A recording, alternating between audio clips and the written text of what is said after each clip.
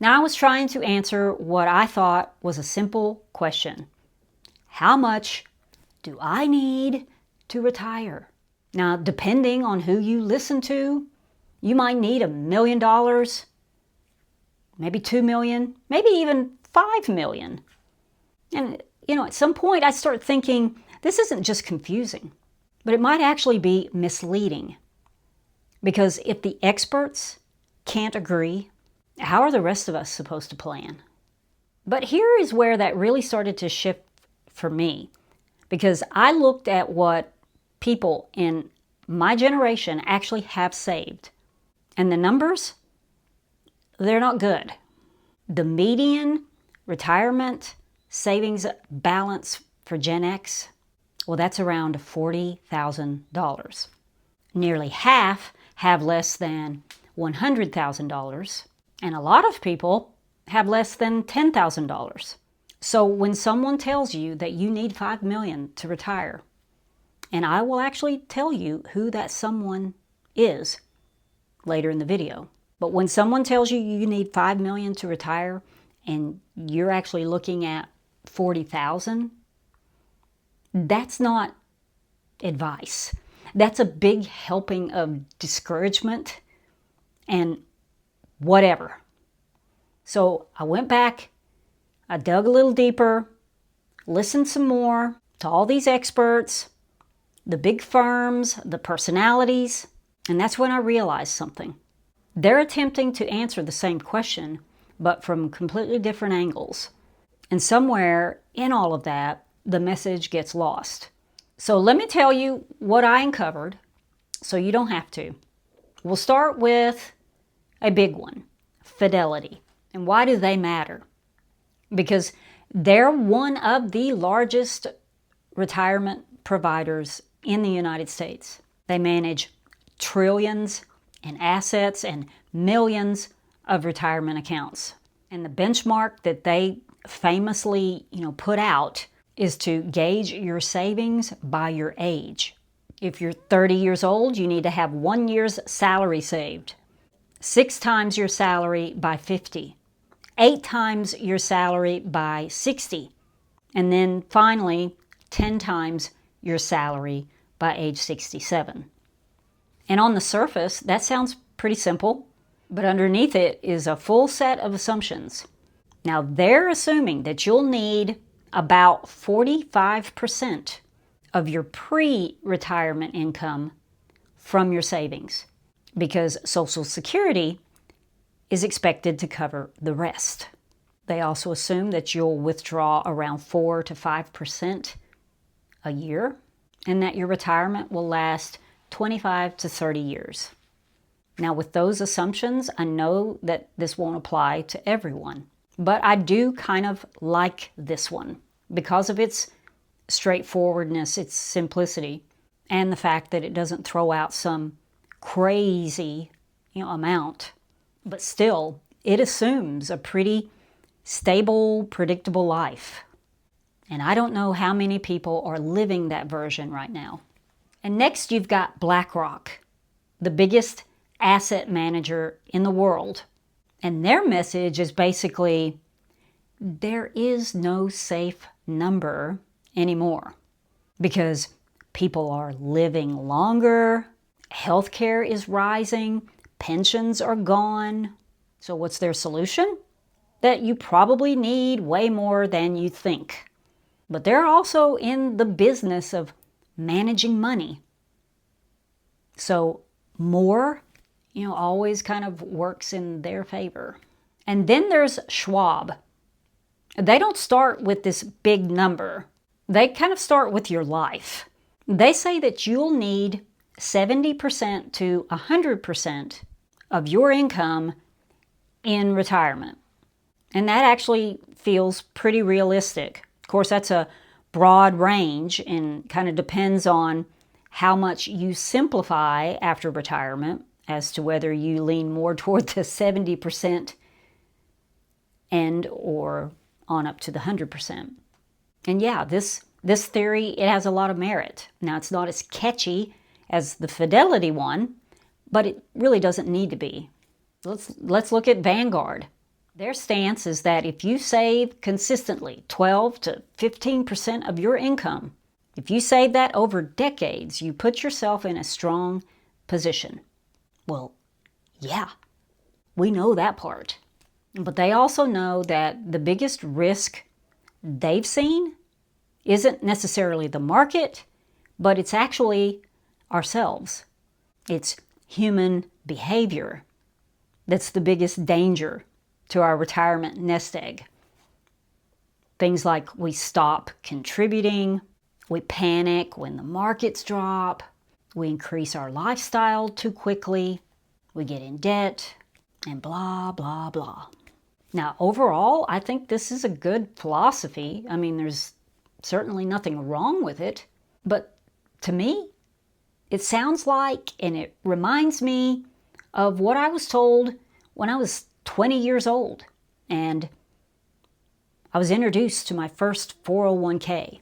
Just put some money in it for years and don't ever touch it. Now that advice was, for me, too basic, too vague, too simplistic. It really didn't do much for me back then. And I'm sure it probably worked for some people. But for others like me who needed a few more details, a few more guidelines, it just wasn't instructional enough. And that's kind of like what I'm getting from the Vanguard philosophy. But that's okay. We've got others we can turn to. So let's talk about Kiplinger, because Kiplinger is widely regarded as a titan in the areas of personal finance and retirement advice. They say for every $1,000 that you need in retirement, you'll need about $240,000 saved. So if your life is going to cost you $3,000 a month when retired, that means you roughly need around $720,000 saved. And that kind of is close to the 4 to 5% rule as well. And it really just kind of layers in what we've heard from the previous ones I've talked about. Let's look at another one, Rowe Price. Did you know that Rowe Price, they were the ones that pioneered the original target date funds? And where they kind of stand out from the rest of the pack is they like to talk about how your retirement spending doesn't stay the same. They like to break it down into those familiar phases. You know, the go-go years, which is usually age 65 to 75. Some people call it just your 60s. But it's actually 65 to 75, where you tend to spend more. You have the slow-go years, 75 to 85. And that's where things start to level out. And then there's the no-go years, which is 85 plus, where discretionary spending drops a lot. But then healthcare costs can actually come in and increase.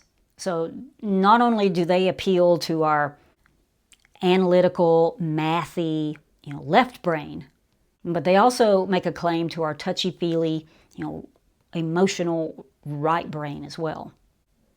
Because when you start thinking about what these age brackets, what they represent, you can't help but pretty much agree with them. And while those life stages typically, represent our physical aging in our bodies, Rowe, they remind us that spending coincides with those brackets as well.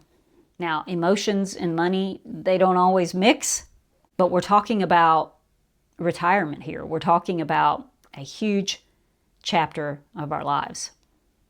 So yeah, and I think that we need to break our retirement planning down into subchapters within the big chapter instead of trying to plan for an entire 30-year block.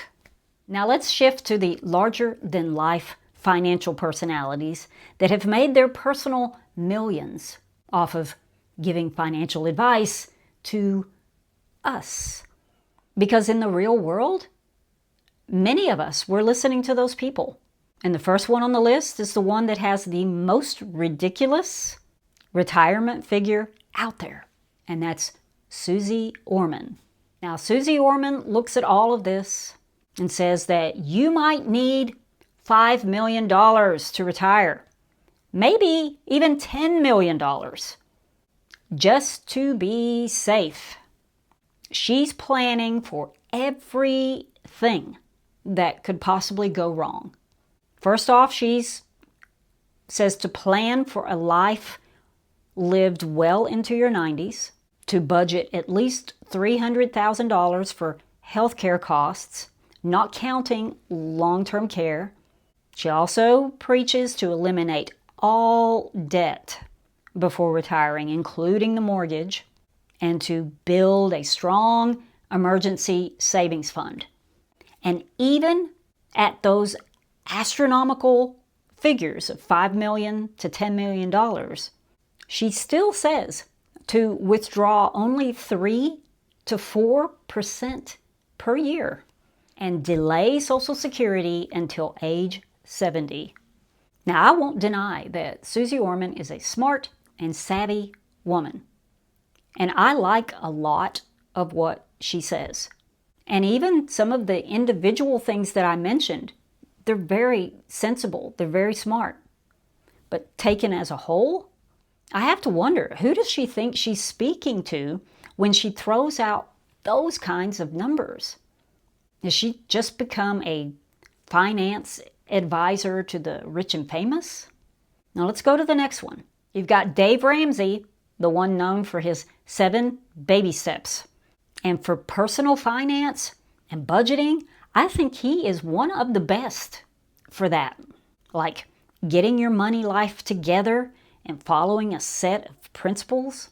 But when it comes to retirement, he assumes that you can get 10 to 12% market returns. He also says to stay fully invested and withdraw 8 to 10% each year during your retirement because you're getting those 10 to 12% returns. And I remember hearing that and thinking, now what economy guarantees you 10 to 12% returns year after year for the next 30 years? Now that's a level of confidence that I just don't have. And those 10% withdrawal rates, they're extremely high and must be based on an equally high 401k balance. So between Suze and Dave, when it comes to some of their retirement advice, I think they're living on Fantasy Island. Okay, next, let's talk about a real down-to-earth guy. Okay, so we've got Clark Howard. You remember Clark? He had his own finance show on Headline News back in the peak cable years. He has a podcast now, and I've listened to him for years. And he is the reason why I opened my first Roth IRA. So I can't forget that, and I am thankful for that. And his advice is a lot more simple, a lot more grounded. His philosophy revolves around, keeping debt really, really low, live below your means, don't upgrade your lifestyle every time your income increases, delay Social Security to age 70 if you can. He's not throwing out this one and done, figure that we all need to go by, but his advice is pretty realistic, something that most of us can follow and agree with, even if I don't plan to wait until 70 to claim my Social Security. So when you step back and look at all of this, the firms, they're giving you models and formulas, and the personalities, they're putting in their 2 cents and reacting to risk. And when you combine it all, you get a number that's way higher than what most people have. And I'm not saying that they're wrong. They're just actually speaking above us, not actually to the majority of us. And while these experts, they're giving us way more information and advice than we got 30 years ago, it's still only useful if we can apply it to our lives today. Because the reality for our generation, it looks different. We've got caregiving responsibilities. We're faced with layoffs, AI integration, late starts, health issues, life that just didn't follow the plan. Life that didn't follow a plan that enabled us to put all those amounts consistently, all those amounts they told us to do for decades to save. Life didn't always work out that way. And a lot of people, they're not choosing to retire at 62 or 65. They're being pushed there.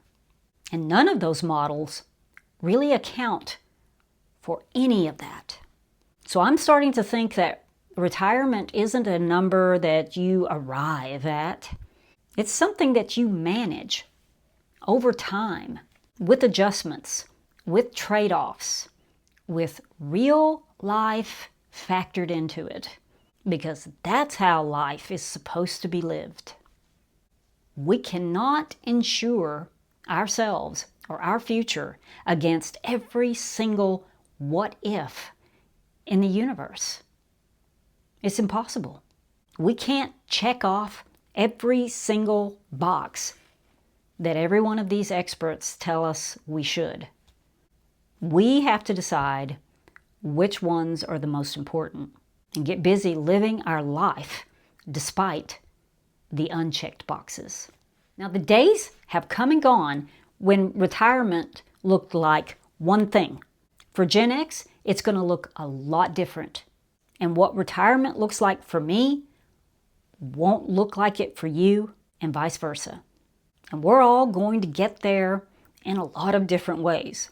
And for many of us, it more than likely won't even be like a hard line in the sand where we start a brand new chapter.